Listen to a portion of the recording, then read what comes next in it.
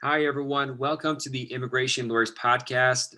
Today, we're going to have another fun monthly episode with Gregg discussing some top federal court decisions and, BIA decisions even that just talk about the changes that are happening in the immigration sector and what we have to do. I always enjoy talking about this. He talks about the law, and I just insert my opinion, but it's always a fun thing to do. So check that out. As a reminder, if you are watching this, always appreciate it if you leave a 5-star review and a comment so other people know about the material that we have here. Also, I want to let you know, you just posted this last one, but if you haven't checked it out, it's the Ombudsman's report from 2020. There's a lot of good information as an immigration lawyer for you to know and keep in mind. So that was the last episode, but if you haven't listened to that yet, please go back and listen. USCIS did do a response to it. I got to read that, and probably the next episodes that are coming up, I'll read their response and my thoughts on it. But lots going on in the immigration space. So that episode talking about the last 30 days in immigration will be coming up, and we'll in about a week or two we'll get into that. I want to thank our sponsor, DocketWise. DocketWise, every day it seems, literally almost, maybe every other day, literally, they're updating their software program, bringing new stuff. It's just so exciting that there's all these changes that are to the benefit of not just filling out forms, but management of your caseload. Last week they introduced a conversation thread and one of those at mentions, so you could notify them right into the smartphones. Now you can comment and ask any question and tag your clients so that they receive an email notification with your comment or request and a link to the question. So that way you communicate there and keep it all in a formal system. They have videos on how to do it on their website. So I strongly recommend checking that out. If you don't have DocketWise already ready, or if you have a month-to-month plan, what I would do is get the plan I have, which is the annual one. And they were kind enough as sponsors of the show to give an additional 10% off the annual plan. You just go to www.docketwise.com/immigration-lawyers-podcast and type in the code Immigration Lawyers Podcast. If you're going to go to annual plan, just contact them directly and say Immigration Lawyers Podcast. But if you're just going to get the new plan, just registering for the first time with the site, you can do that and get the ball rolling. Really good software. I've been using it, and I do. It's standard part of my practice. One last note, there's a Champions for Freedom program I created many months ago, or a year ago, maybe even. And the idea is that I really want to champion that you be able to be independent in your legal career and, buy your freedom. So you're not beholden to a firm or something like that to keep you going. And with that, you buy your freedom. And then once you have that, you can help other people who are immigrating to the United States, which is, land of the free, to, innovate and do new things, to buy their freedom too. So the championing for their freedom program is a course. One aspect of it, one of the course I just finished doing a live session with several students, was the marriage green card process. For when someone wants to come to the United States, they get married and they do adjustment of status or consular processing. They got to do the I-130, breaking down what inadmissibility is, how the contract looks like, how to deal with the clients before, during, and after, follow-up issues, maintaining green cards. I have a 12-hour course, 12 hours of training, of video, copies of my contracts, handouts, walking you through how the forms are filled out, all that kind of stuff. It's a great course to get you up and running really fast. We have a lot of listeners who are thinking about going into immigration law. There are other fields. There are people that are from law school that want to go into immigration law. There are people who, did removal, haven't done family stuff. There's so many different people that can take advantage of this course. And it has consular processing there. I've met so many people I've never done consular processing, even though they've been immigration lawyers for years. So that's in there too. So just contact me at info@immigrationlawyerstoolbox.com to get information on that. I'm going to create a page on the website that just breaks it down, a funnel there, just, talks about the whole course, what it is. Probably, hopefully next week or two. But in the meantime, I want to put out there that this program is there. I just break down what I do and how my cover letters look like on different aspects of just I-130 consular processing. It's all there. So if you want more information, just email me at info@immigrationlawyerstoolbox.com and you'll get that. And without further ado, let's get to Gregg. Welcome to the Immigration Lawyers Podcast, a part of the Immigration Lawyers Toolbox, an education and marketing publication for the immigration law community that includes legal updates, interviews, discussions, education and CLE material, and more. Note that the information here is for general education only and not intended as individual legal advice. The laws change frequently, so you should consult with an attorney about your specific case. For more information, please visit immigrationlawyerstoolbox.com. Hi, everyone. Thank you for joining us for a great episode of the Immigration Lawyers Podcast. We have our regular discussion about federal court cases with my friend and colleague, Gregg, partner at Kurzban, Tetzeli, and Pratt, multiple offices now. I mean, you have Florida, which is the main office. It shows you have Hawaii office too, I think. Is that correct? That is correct. We do have an office in Tampa, and I am the San Diego office as well. Wonderful. So it's three. Or Jacksonville. I'm sorry. Jacksonville, Hawaii, the main office in Miami, and then me in San Diego. Well, wonderful. Thank you for joining us today to talk about federal cases. Obviously, you have a great podcast, which is really popular. People tell me all the time they listen to it as well. It's called Immigration Review, found everywhere podcasts can be found, where you go into a lot more detail about a lot more cases. But I like having you over to just talk about some top ones that you're interested in talking about. Thanks, John. I mean, I love being here and talking with someone about it in the remote times. We don't sometimes get to interact with our colleagues, so this is quite nice. On the podcast for your listeners, on the Immigration Review podcast this week, I dropped a special episode with an interview with a retired immigration judge. She was providing some practice pointers for going into court and talking about her career. So I think that might be interesting to people. I hope it is. It's interesting to me. I used to work for her and with her in San Diego. Oh, that's nice. Wonderful. Yeah, definitely check it out. Again, Immigration Review is the name. It can be found everywhere. So the floor is yours. Which case do you want to get into first? Thanks, John. Well, first, because it's applicable to everybody, I was going to just talk a little bit about matter of PAC, and I know that you were talking about it a bit on the social media and on your and on the podcast and on your page. It's published by the board earlier in November, and it's the one about I-130 and 204C bar, in which the board is essentially saying that even if there hasn't been a 204C finding in a previous I-130 petition, the non-citizen can be 204C barred in their subsequent I-130 based on a new marriage. And that is, the quote is, all that's required to make a Section 204C marriage fraud finding is, quote, evidence of the attempt or conspiracy must be contained in the alien's file, end quote. So that's pretty broad. Yeah. And, it seems to me, based on what the board is doing with matter of PAC and matter of Ortega, which came out earlier this year, is they're really tightening the bar on I-130s and marriage-based immigration. And so with matter of Ortega, that was a K visa, consular processing, which the individual tried to come in on a K visa many years prior, and actually there was not even an I-130 petition filed. But there was an evidence of an attempt, and he didn't even come in on it. And I believe that he withdrew the application first, but there was just some evidence of it. And the board found in Ortega that alone would qualify, unless Mr. Ortega could overcome it, to bar him from his subsequent I-130 petition. Now with matter of PAC, they're saying very clearly that you don't even need to make that prior finding before. They can make it at the time of the I-130 interview. So really, when you do an I-130, if there's a prior marriage, even if they haven't applied for an I-130, I'm advising clients that we're essentially doing two I-130 interviews. Both marriages are on the table as if you were prepping both of them to the legitimacy of those marriages. I don't know what you think about that. This year, I had several people contact me where not only they have adjustment interviews that had this issue before this decision, but also at the I-751 removal and at naturalization, where they even rescinded the green card based on a previous marriage case. It was very shocking when I received it, this kind of news, because it leaves these people at a really bad position. They might have had a marriage 10, 15 years ago, and there's no evidence. They don't even know where that previous spouse was to even get them involved. So it's very nasty. So I tell them, listen, like you said, this is two cases. And I had a consult with somebody a couple months ago on this, and I said, we have to prove both. And they balked. They're like, oh, that's crazy. That's not the case. Other lawyers didn't say this. I'm like, no, I've seen, it was before the decision came, but the new one, but I saw the writing on the wall from the previous consult or calls I had. And so you got to prep both of them. And you got to get into marriage history of people when they come in for the I-130 and see if they filed something. This is primarily I've seen when people have already filed something and either they withdrew it or the case was denied at the interview. They couldn't make a fraud finding, but they just said there's not enough bona fides.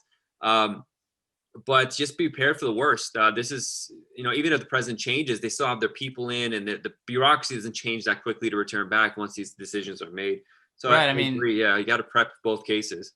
As well as I do that in a USCIS interview, the attorney doesn't have as much power as we would like. It's not like being in court. And so there's very little we can do to prevent a line of questioning about that prior marriage in the interview.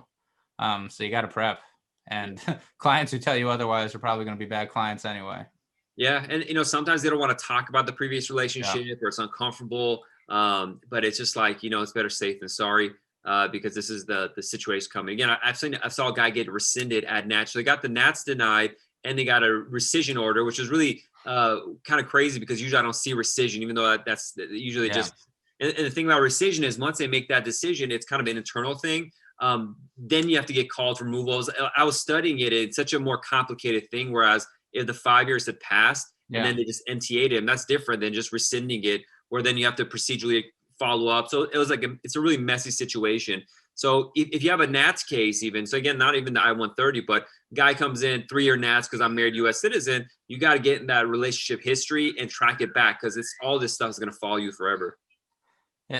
Maybe I'm just paranoid, but if rescission scares me very much. If a naturalization, somebody maybe wants to naturalize based on their marriage to a U.S. citizen, they can do it in 3 years. If they come in, if there is anything, I say, dude, just wait 5 years. I don't even want to risk them rescinding it. I'd rather fight it out in court. Rescission is a scary little thing. Because people want that Nats. So talking them out of the 3-year version of it is like hard, but you don't want to deal with rescission. So much extra procedural stuff and place just the rescission statute kind of works against you, deeply works against you. And it's a lot of times misunderstood. People think if they don't catch you after 5 years, you're good, which is not the case. It's just a weird situation. But thank you for that. I'm glad we talked as much as possible about this because I think this is a major issue that hits a lot of people really hard. And so all practitioners always have to keep this one in mind, and this will follow you because there are so many cases where people do get married, they get divorced, and it just works out this way. Yeah. Right.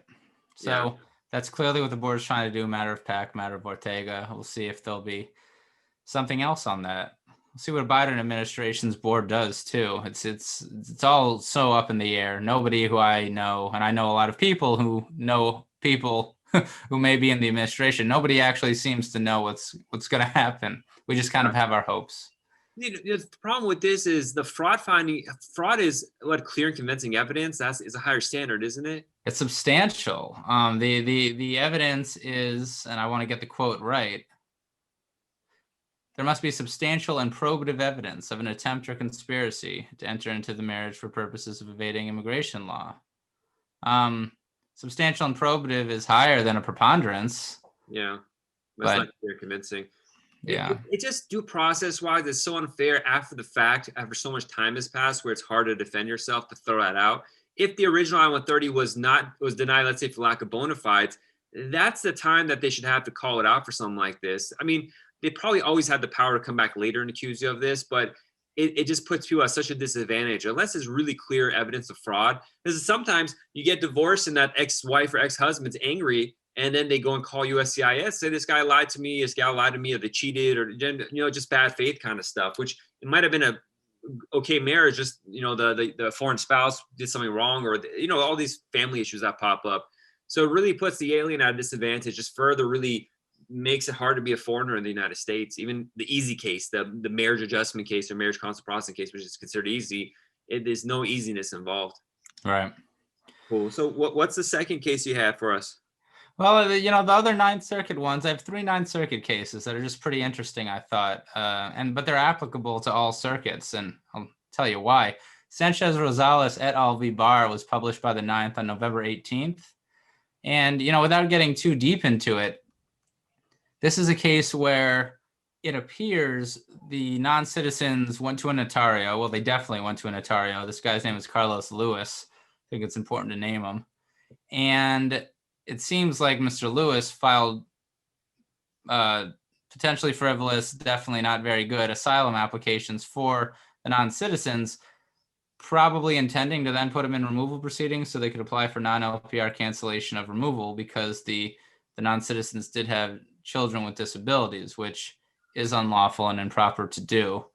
The clients claim that they didn't know that Mr. Lewis had even submitted these 589s for them. And then Mr. Lewis advised them not to go to the hearing once it was finally put in immigration court, which is just flat out illegal advice. And they didn't, and so they were removed in absentia. And eventually they filed a motion to reopen based on ineffective assistance of counsel, which right off the bat is interesting to me, that you can file an ineffective assistance of counsel motion against a non-counsel, right? A non-attorney notario. But you can in the Ninth Circuit, and I believe everywhere, although I'm not sure of that. And what's important here is the Ninth Circuit relying on the board's own decisions in matter of Lozada and matter of Rivera Claros, so that means applicable all over the country, right? Held that, and at least based on Ninth Circuit precedent, which is based on those board decisions, non-citizens do not need to establish prejudice to succeed on a motion to reopen based on ineffective assistance of counsel when you're trying to reopen an in absentia order of removal. Every other motion to reopen based on ineffective assistance is going to have to show prejudice, and that's pretty difficult, and prejudice differs throughout the circuit, but not when it's an in absentia motion not when it's an in absentia order. Mm-hmm. So I think that's pretty important, and it's based on Board of Immigration Appeals decisions as well, at least according to the Ninth. So applicable everywhere, at least the argument is. That's good. That's good news. One thing you mentioned at the start of the case, this case is filing an I-589 asylum case for the sake of going to court. This is a tactic that a lot of practitioners even probably still use, but there was I think a BIA decision a year back where they said you can't do that. It's malpractice to push someone in removal proceedings, filing essentially a fraud asylum case just to do that. I was at a liaison meeting with the asylum office in Anaheim, California, like 3-4 years ago. And someone asked, is it okay to do? And they're like, man, whatever. They were kind of like, it wasn't a big deal for them, but be careful. Listen to this. Don't file it just for the sake of pushing someone in to get an NTA. It doesn't work that way anymore. You don't want to risk your license and stuff like that. Yeah, no, I understand practitioners would do it as well. It seems crazy to me, even if you've got a decent cancellation case. I mean, cancellation's a high bar. Yeah. You're really rolling the dice, even if it wasn't an improper thing to do, which it is. Yeah. It's just rolling the dice so hard in something that could result in deportation. Yeah, sometimes clients will say, "Listen, I'm tired of this life. I just want a final decision on things, but it's not the way to go." But I think that's the frustration that comes with somebody as a client would just be like, back when I did removal, I remember this one guy. He had a good asylum case, but just getting the hearing kept getting pushed back, and it was like 3-4 years of pending. And he's like, you know what? I'm just gonna go back to my home country. I'm tired of being in this limbo, not knowing what's gonna happen in my life. I'll risk it out over there. I said, okay, it is what it is, But that's the frustrations of a foreign applicant dealing with this court stuff. Yeah. The next case out of the Ninth that I was thinking about was Castillo v. Barr, published by the Ninth on November 18th. And this is an asylum case, but I think it's really good for an appeal. It's really good for appellate arguments. It mainly deals with expert testimony. And as I said on the Immigration Review podcast, it seems to create a bit of a landmine for IJs and the BIA that they need to avoid, because the quote is this: if the board rejects expert testimony, it must state in the record why the testimony was insufficient to establish the probability of torture. Improperly rejected expert testimony is a legal error and thus per se reversible. Wow. End quote. So, I mean, if you're doing an appeal, so if something is per se reversible, that's about as good as you can get, right? So yeah. When there's an expert involved, it looks like an IJ and the board need to be on high alert. And practitioners should know that there are strong legal arguments, at least in the Ninth Circuit, but also in other circuits when expert testimony is rejected. This is important because the board is also getting into expert testimony decisions, creating case law in this area where the board hadn't really created case law in the past. And now it seems to me that the board is treating expert testimony similar to how expert testimony is treated in federal court, which is pretty deferential. Once you qualify that expert as an expert, how much weight you give to the expert testimony is always in the judge's discretion. But once they're qualified, an IJ has to do certain things if they want to reject that testimony. And the Ninth is making clear that if they mess up, that's per se reversible.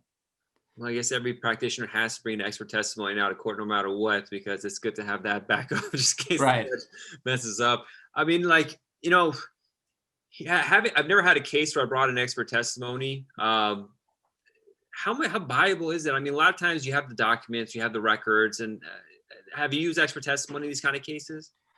Well, I recognize that a lot of practitioners never do experts. I've had the good fortune of working for Ira Kurzban, and a lot of our clients do have some means. But we rarely go to an asylum individual without an expert.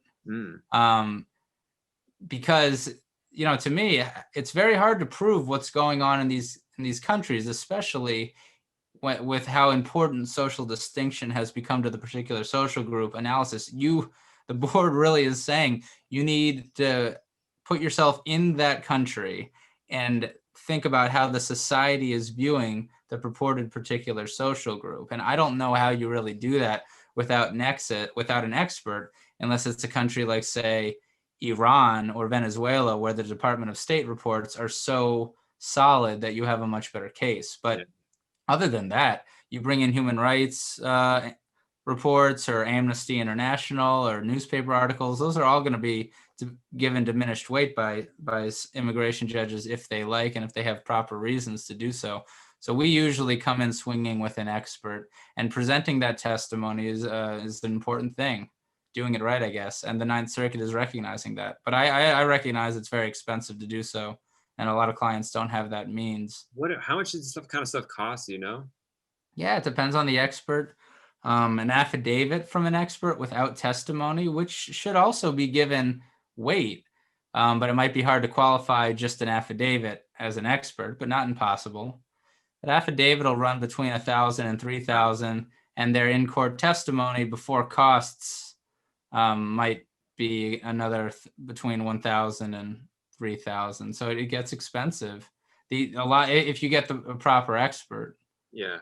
Well, it seems the Ninth just created a lot more work for these experts. I guess Right. No, but that might be how you win your case. Yeah. And I recognize experts are expensive, but there's this last quote from this case as well, which isn't just limited to expert testimony, and that is, where the board does not consider all the evidence before it, either by misstating the record or failing to mention highly probative or potentially dispositive evidence, its decision cannot stand. I mean, again, just great quotes for appeals. When you really wrap yourself in all that evidence and you find something that the board that's material that they did not consider, again, you've got some strong arguments to reverse on appeal. Wonderful. And the fourth and final case, another Ninth Circuit, I believe. Is that correct? That's right. And this is a bit of a preview to the podcast, because this one will be discussed when I drop the episode 31 of the podcast tomorrow, and when it goes on Mondays. But this is the case Vega Aguiano v. Barr, published by the Ninth on November 24th, 2020. This is actually a reissue because it was published last November in 2019. But it appears that there was a bit of a fight amongst the Ninth Circuit judges. A fair amount of them wanted to go en banc on the issue, but they did not succeed. And so this is the final decision on the issue. And there are some concurrences and dissents, and the Ninth Circuit's fighting about it.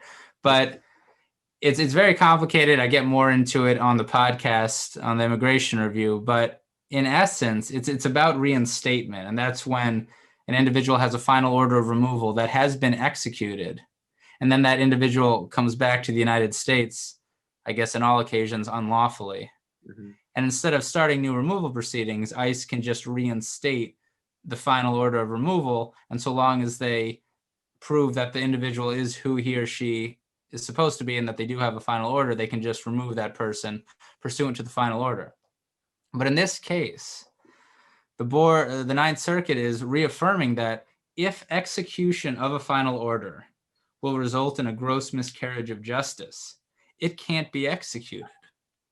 And you can challenge that in reinstatement proceedings. In the case of this individual, his conviction was vacated. And so he didn't have a conviction for immigration purposes, both at the time he was eventually removed and certainly at the time that they tried to reinstate it. And so trying to remove someone, even where there's a final order, where they don't, where it will result in a gross miscarriage of justice, it can't be executed. Now, to me, it's a bit easier when, like this individual, the conviction has been vacated for immigration purposes. But it seems to me that what if, say, the categorical approach changes? The conviction isn't vacated, but the Supreme Court issues a decision, or they already have, such as the Discamps or Mathis decisions, such that the conviction is no longer a removable offense. What if you have California burglary, which is the very issue in the name escapes me, that the Supreme Court's decision in 2016 finding that section 16b of the finding that 18 USC 16b is unconstitutionally vague. So you can't have a crime of violence based on the probability of harm. It has to be the element. 16b is unconstitutional. What if you have a removal order based solely on 16b? It would appear to me that that removal order is no longer valid under this Ninth Circuit decision. And so even with a valid removal order, that individual cannot be removed. Even with the valid removal order, even if you can't get the case reopened. And a motion to reopen based on that might actually fail, because the board and the circuits have taken a pretty hard line that evolving immigration law will not necessarily constitute grounds for reopening. It's got to be a firm break. And the categorical approach is always evolving. Fair enough, a motion to reopen won't succeed. But the Ninth here is saying to me that in that case, the order can't be executed because they're no longer removable, and it would result in a gross miscarriage of justice. So that I think that's pretty big. Now, practically, if someone is here and ICE catches them and they're going to reinstate it, what do you do? Does the family call immigration lawyer? Immigration lawyer puts files a stay and then requests. Is that what happens? Or that's a good question. And this Ninth Circuit decision didn't actually discuss the procedure, but it seems to me that what you do is you can request a hearing before ICE. Mm-hmm. And in that hearing, I guess you'd get an attorney and you'd present legal argument to show that reinstatement is a gross miscarriage of justice. And if that fails, which it probably will, then you can immediately petition for review to the Ninth Circuit. It seems to me, because the board has issued decisions that says it does not have jurisdiction over reinstatement. Yeah. So I think your only thing is to go directly from ICE to the Ninth Circuit or to any circuit court of appeals. That's reinstatement. But again, I'm talking about a situation where they've never even been removed. They've just been allowed, the non-citizen's been allowed to hang out for 10 years. And in that amount of time, they're no longer removable because there's been a change to the categorical approach or other area of law. I think that would be the same situation where when they tried to execute it, maybe you would go into district court in that situation. And from there, go to the circuit court of appeals. I wouldn't, that would be my guess, because there would be no proceedings in that case. I guess in that case, I would go to district court and try to do a motion to reopen at the same time. Yeah. There was another, I think it was Ninth Circuit about 6 months or a year ago. They said like the state of California goes back and changes the statute so that like a certain crime is 364 days instead of 365. You can't look back and fix the case that's already been hit by the old thing. So that was a different. So I was going to talk about that case. That was actually in November as well. But that was not recently. I felt like it was a year ago. Time flies. No, that was on October 28th. It's Velasquez Rios et al. V. Barr. That's Cal Penal Code section 18.5. And I mean, so that's important to bring up. And that was the board's decision from 2018, which is maybe what you're thinking about. In 2018, matter of Velasquez Rios held that it's the actual date of conviction that matters. But so they were upholding it in October. Yeah. But let me just look at this 1 second, because the interplay of these two decisions might actually be pretty important. So Velasquez Rios is about cancellation of removal. The conviction for that offense, or even the action for that offense, made Mr. Velasquez Rios ineligible for cancellation of removal because he couldn't get the 10 years because it was a CIMT with a potential sentence of more than 1 year. And the Ninth Circuit only said that they looked to the statute in effect at the time of the offense for that purpose, for cancellation of removal. But if that case was, if he was removable based on that, if he was removable and not just relief, but if he was removable based on that conviction, you might have a different situation, at least when trying to execute that removal order. I guess it depends on the nature of what California did. There is a lot of case law that says you need to look at the law in effect at the time of commission or conviction when deciding the immigration consequences. But if a conviction no longer makes someone removable, I think there's a strong argument under the Ninth Circuit decision this week that you can't execute that removal order, even if you can't vacate it. Mm-hmm. This is interesting. The immigration stuff's so complicated that one thing doesn't make sense to another, and there's things pop up here. What a complicated area of law we dabble. Not dabble in, play with. I think the circuit courts dabble in it.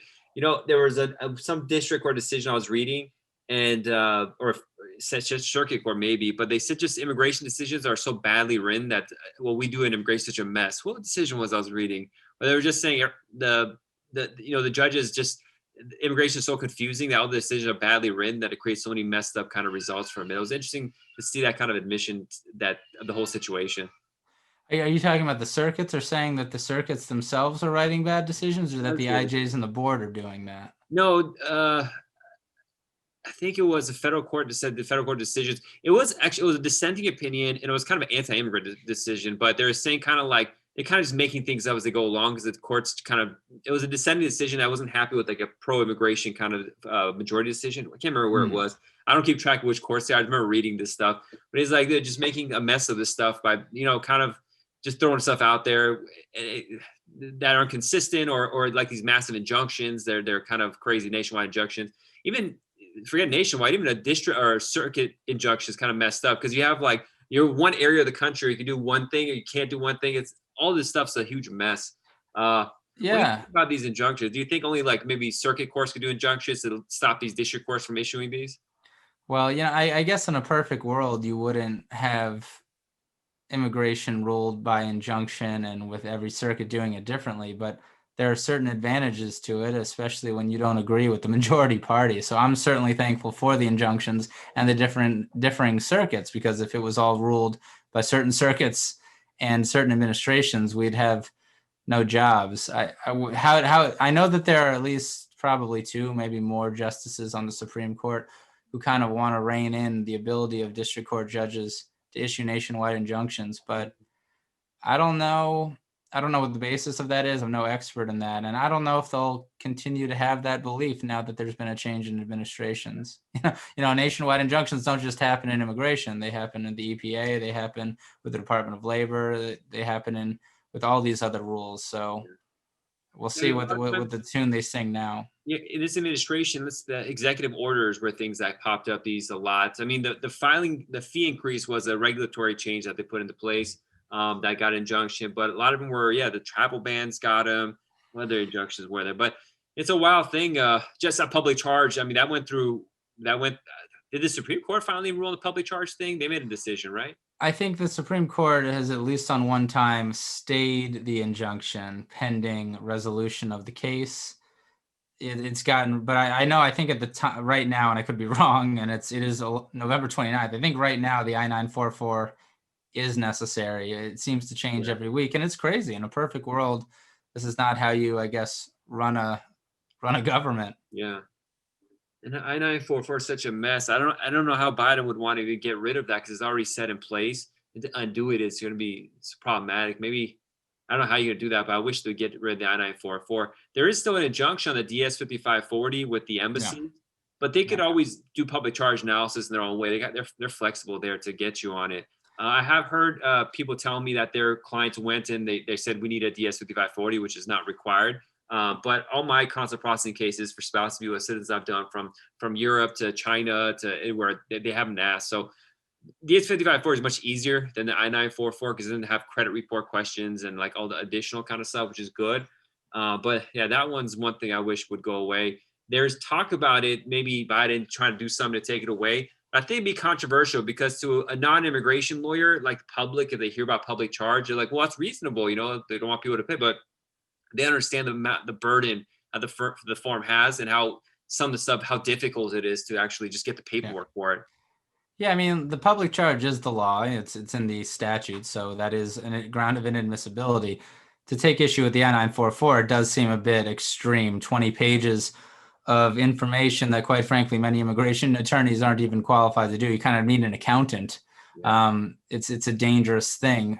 So, but the public charge is the law, like you said. There could be inadmissibility findings even without the I-944 or the Department of State version of it. I think it's an interesting conversation. It's irrelevant because the law is the law. But, my great grandparents were probably public charges.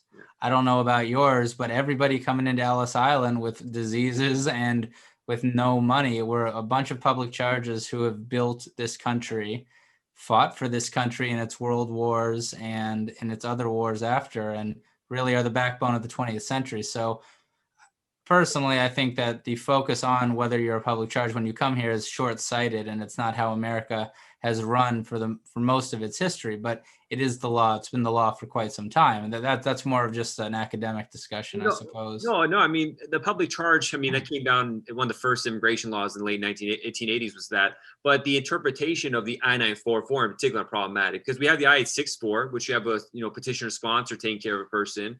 The fact that an employment-based person needs to file an I-944 when they have a job lined up that meets the prevailing wage level, they have to do this additional work. That part doesn't make sense. So this interpretation of it is ridiculous, completely ridiculous, especially for employment-based categories, or when the petitioner makes so much money that they're way above the I-64P, poverty guideline levels. It's an additional hurdle for people to pass and make mistakes on. Because in I-944, for example, they want health insurance, and they want you to essentially print out your health insurance agreement, which can be hundreds of pages. So then a USCIS officer can analyze to see whether that health insurance is good or not. And I don't know anyone in America who understands how the health insurance system works, not even doctors. So like, how is the USCIS officer going to even have the time and education to be able to handle that? At most looking at how much a deductible is. But that part of public charge, I think, is ridiculous. An argument, it's like it's unfair. Especially in light of a petitioner sponsor making enough money, having a job, or the applicant having a job lined up already, or they might be here on OPT and they're working and making money. Does this person really need to fill out a public charge? I-944, maybe that part, I think, it's just more on a practical level. It's unfair. It seems clear to me that what USCIS has been doing with all the forms, the massive expansion of the 485, even the I-765, and the I-944, of course, it seems that these forms are designed to do more than adjudicate just what they're intended to adjudicate. With matter of Valdez, which came out from the board 2 years ago, if a non-citizen signs any form, even if they don't speak English, even if there's a mistake, there is a presumption that they know what's in it. And if there's something wrong in it, there's a presumption that they've committed fraud. Yeah. It seems like these forms are being designed as potential traps down the road. They've certainly been thrown in my face at hearings by trial attorneys because they can have access to all the forms. And, you've got a lot of employment clients. We have some too. And employment, legitimate businessmen and women sometimes aren't so comfortable with people digging into their financial records, even if they're acting appropriately. Sometimes they're not. I'm no accountant, but even when they're acting appropriately, they're not comfortable with it going under the microscope. I mean, the president has refused to release his tax returns for 6 years. And so the I-944 kind of requires that in a lot of ways. And I don't think that that's an accident. I think it is designed to try and prevent immigration into the United States, even if they would pass the public charge test. I think all these, the number one reason I would say, they always do stuff for multiple reasons, but I would say like 51% of it, majority, is to leave open ways that people can make a mistake to get them later. At naturalization, they can bring that back. Because even adjustment of status, has some questions there that are much broader than what would be admissible under INA 212. The way they word it is much more grand to catch them. And it's sometimes misleading. They added 8 pages of yes or no questions. Like sometimes, I just got some form software. I use DocuWise, and I press no and it fills out all of them no. But I'll do it myself one by one when I use forms. I'll miss a couple of boxes, leaving blank sometimes just because my eye wouldn't catch it. So it's just so easy to mess up on this stuff. And that's extremely unfair especially when so many people do it pro se. I think majority of people probably still don't use an attorney when they file these things. So it's so simple for them to make an error that could be, rest of their lives, they're going to be hit by it. I once knew a very prominent immigration attorney who would say, you the federal government's is so bad at certain provisions of immigration, but they are great at creating forms. I think that's accurate. I think that's it's a fair statement. When I first started, one of the first things they did was they took the G-28 from a 2-page document to a 4-page document, despite the Paperwork Reduction Act that's written on there. That's right. I'm like, that's kind of crazy. And then the I-130 used to be 2 pages. The I-765 used to be 2 pages. And now it's just like I use these I use USPS Priority Mail Express. I used to use the regular size one. Now I have legal envelopes, and I have to get all these boxes now for a employment-based husband and wife for adjusting. I have to put it in a box because it's going to be a couple hundred pages. Something that 10 years ago would have been 50 pages maybe. It's so crazy how much extra paperwork you have to file. And it creates all these delays that are happening in adjudications or this. I mean, just sifting through all that paper, trying to find something. Imagine somebody at the lockbox drops it and the papers get out of order and just shove it together. That case is going to take an extra year just to figure out what page goes where. I used to page number all the pages to make it easier, but it became too much of a burden. I might have to go back to that just in case they lose track of things. At least there's a page number to it. Even though the lockbox, they switch it around, put the forms on top and put your cover letter at the end. So that doesn't work well either. always a battle deciphering what USCIS wants you to do and what you're supposed to do. They have to create I wish they would have created some methodology of what they expect how to format the paperwork. Because when I send a marriage adjustment case, I always put the I-130 paperwork first because I'm like, well, you want to prove a relationship, then go to adjustment. But when you get the receipts, the first receipt number is always the adjustment, and then it's the I-130. And so I think they first look at the adjustment first, but that's kind of putting a cart before the horse to a certain extent. So I'm like, what is the best way to make it easier? But probably each officer has their own methodology, so it doesn't really matter. I guess that's what happens.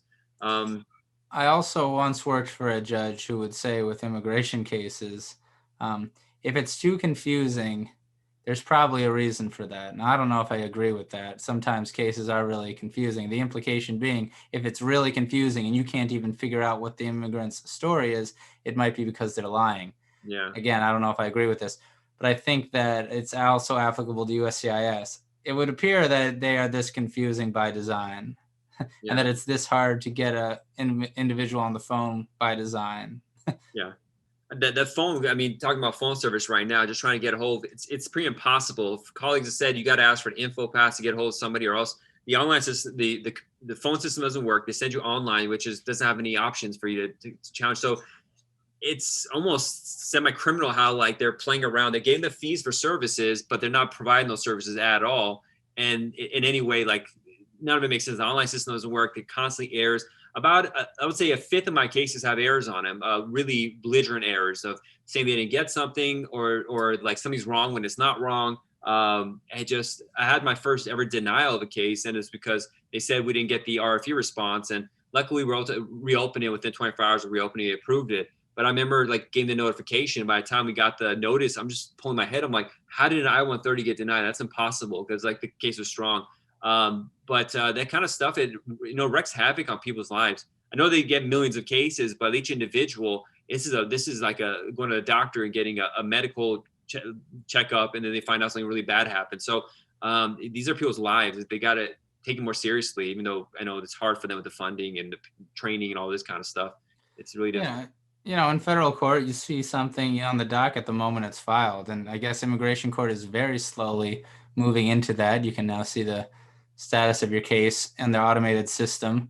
It's like a week behind, but I look forward to the day where everything is online and you can see what they're doing with a docket like Pacer, just to give us peace of mind as attorneys, because we do have an obligation to our client and we can't say that it was USCIS's fault. We're responsible for being on top of this. So it'll be nice when one day they give us the tools to be on top of some of this stuff bureaucratically. I mentioned, it popped in my head right now. It's late November 2020. Just filing a case with USCIS could take 4 to 6 weeks for them to cash a check. So this was not only adjustment case. This happened to me I-90s. This happened to me for N400s. This happened to I-130s. And so, what if you're filing an adjustment case and the person's in status and it's about to end, so you file it within a proper time, and you send in USCIS rejects it. You might have the wrong check number or whatever it is, and that leaves you with no time to refile because it's taking them 4 to 6 weeks to even acknowledge they got it. Yeah, kind of ridiculous that it shouldn't take this long for them to cash a check. And I have clients right now emailing me like, what's happening? They may probably think I stole the money and went, because it's like, how is it possible 4 weeks have gone by and the check hasn't been cashed? I know practitioners are pulling their hair and worried about this right now because they don't want to get a rejection and all the consequences that come. EB3 India had a retrogression for December. So if one of these cases is rejected, they can't just file it now for adjustment because retrogression happened.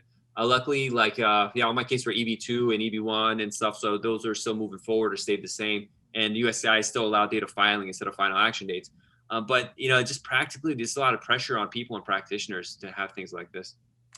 Is our chosen profession. Yeah. Well, how's life? How's everything else in San Diego? That's good. It's beautiful. I went water skiing on Mission Bay this morning. Wonderful. So when you go water skiing, do you rent it out? Like somebody has a boat there ready for you and they take you around? It's the best kept secret in San Diego, although they don't try to. It's called the Convair Water Ski Club. Pay a very small fee and we drive you around. We're only doing members right now because of COVID, but it's great. It's a club I'm part of. We have 2 mastercrafts and you get your ski on every Sunday morning. And how long do you go water skiing before your legs give out and you get too tired? Yeah, it's a 15-minute run is what you get. With the slalom ski, it gets really, really tiring. So wait, how does that work? Because I only got water skiing where they just pull you and you kind of just have fun. There's slalom skiing, more professional stuff. Yeah, it's like one ski and kind of going around, trying to go around buoys and stuff. It's very similar to slalom skiing with snow skiing. Trying to. How hard are the buoys? If you get hit, you get hit really hard. Yeah, you try to avoid them. Well, Kevin, good stuff. Stay on the line. Before I want to talk a little bit, but thanks so much for coming on the show. And this is probably going to get broadcast after your show is coming out tomorrow. So there's going to be a timeline. It's going to be a little off with stuff we reference, but definitely check out Immigration Review. Very popular podcast. Sounds good. Thanks again, John. See you next month. You're welcome. Thank you for listening to the Immigration Lawyers Podcast. The Immigration Lawyers Podcast is a part of the Immigration Lawyers Toolbox, a training and marketing program for immigration lawyers. For more information about that, please email us at info@immigrationlawyerstoolbox.com. Also, you can find more information and updates on the LinkedIn page for the Immigration Lawyers Toolbox, as well as a private Facebook group for practicing immigration lawyers. You can email me for information about that as well. And also the Twitter page is a great place for updates. Until next one, have a good one.